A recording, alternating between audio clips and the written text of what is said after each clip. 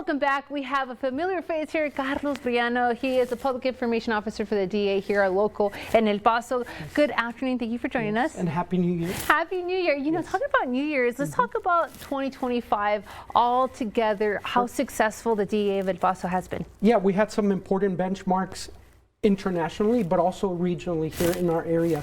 A lot of people remember we announced back in April the largest fentanyl pill seizure in DEA history happened in our area, just up in Albuquerque. The men and women of our division were the ones that did that operation, and to this day, even in 2026, it's still the largest fentanyl pill seizure in DEA history. How does that feel?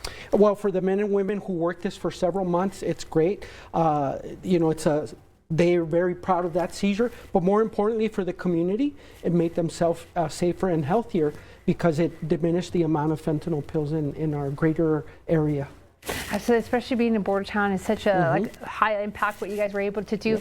And then we're talking about Mr. Omar. Talk to us about Mr. Omar. Yeah, for the first time in our history, you know, the El Paso division covers West Texas and the whole state of New Mexico. We started back in 1998, but for the first time in our history, we have a local El Pasoan.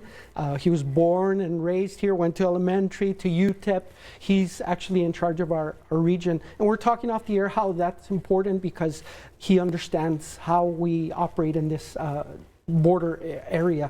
He worked in Juarez, he worked in Mexico City, he worked in Colombia, so he understands what drugs do and how they make their way into our country through this region. So that's another benchmark for us here locally.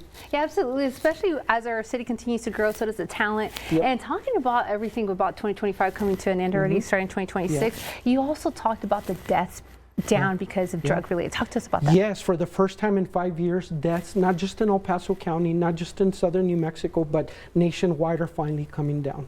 So the DEA, that's what we do. We want to limit the amount of deaths in our area due to drugs.